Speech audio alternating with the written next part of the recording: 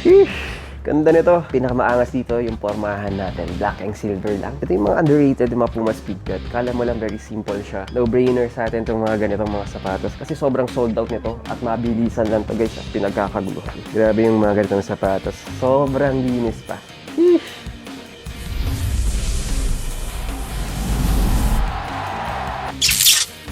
Meron tayong dumating ngayon and saan damakmak to? Siyempre mga sobrang mura, mga below SRP tayo and check muna natin. So marami tayong bago ngayon guys. Meron tayong Kayano 14, yung black and silver natin. Pero syempre, isa sa mga sought after, this is the Nova Blast 5 natin ng E6 running shoes. And syempre, marami pa to guys ha. Meron tayong mga Onitsuka Tiger, meron tayong Vomero 5, meron tayong Adidas na Samba. Syempre, Cloud Tilt Sandaya tayo. Grabe to, marami, mabilisan lang tayo dito. And syempre, meron tayong Puma Speedcut natin. Alright, dahil running is light tayo, this is the Nova Blast 5 CP natin. This is the, anong colorway to? Yeah, this is the pale oak na colorway natin. Gusto ko rin yung ganito. Siyempre ako running is light. And siyempre, comfort era na rin tayo. Maganda rin tong pamporma. Siyempre, running shoes tayo. And ito yung number 1 running shoes ngayon. Sheesh! Ganda nito. Actually, gusto ko si E6 Nova Blast natin kasi kahit na may arc siya, balancing ka pa rin kapag naglalakad or kahit nakatayo ka lang. So, very comfortable yung sapatos natin na ganito. And ang angas ng kulay eh. Ito yung mga kulay na magusto ko sa mga running shoes natin. Yung nasa midsole lang yung pinaka-highlight level natin or yung mga matitingkad na kulay. At pagdating naman sa taas natin, yung mga top material natin, gusto ko yung kulay niya. Very neutral lang. Kaya kahit pamporma mo to, okay na okay. Pero agaw pansin ka pa rin dito na medyo subtle lang. Okay, isa sa mga pinaka-favorite natin is yung mga Kayano 14s natin ng E6 and this is the black pure silver natin. Siyempre, black kasi daw kaya alam mo naman, naka-favorite yung mga black. Tapos, siyempre yung mga natin dito, accent colors natin ng mga silver, very panalo to. Alright, ganda. Actually, yung mga Kayano 14s natin, very comfy siya. Tsaka wala ka masyadong kaparehas nito eh. Tapos, gusto ko yung form nito mismo sa paa natin. Parang naka-lock in mismo yung paa mo dito. So, talagang hulmang-hulma sa paa eh. Pero siyempre, pinakamaangas dito yung pormahan natin. Black and silver lang. Sheesh!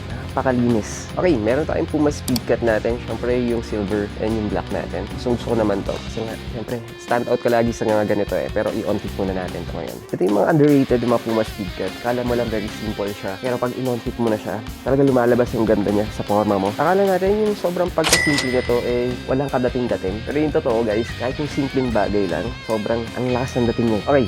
So, syempre, Team Classic tayo. Isa sa mga gusto kong mga brands is the Onitsuka Tiger. So, hindi nalalaos yung mga ganito. This is the Onitsuka Tiger Run Spark natin. This is the Mineral Beige or yung gray floss natin. So, ang angas ng itsura lang niya. Very safe pa rin yung kulay nito. Tara, on-fit muna natin. Okay, fish.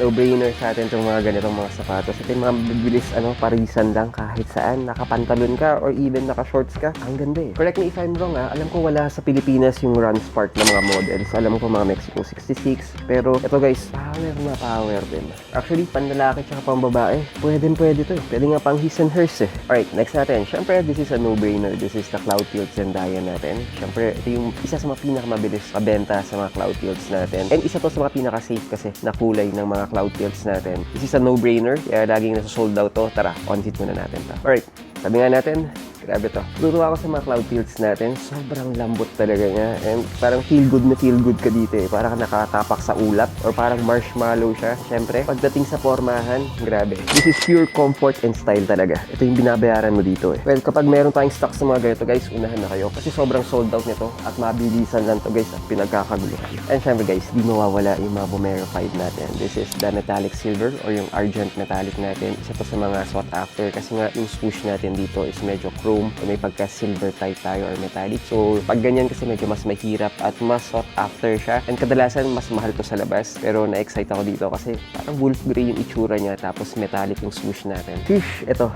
Grabe guys. Alam mo na makahihinat na nito. Mabilisan lang to guys. Sobrang ganda. Actually, fan ako ng mga wolf gray na mga sapatos. Yung ganitong pormahan natin, nagpaangas pa sa kanya yung chrome na swoosh tsaka yung mga lining natin. Sobrang astig. Grabe yung mga ganitong sapatos. Sobrang linis pa. And then guys, so that's our 2 cents for today. God is good all the time. See you on the next one. Cheers!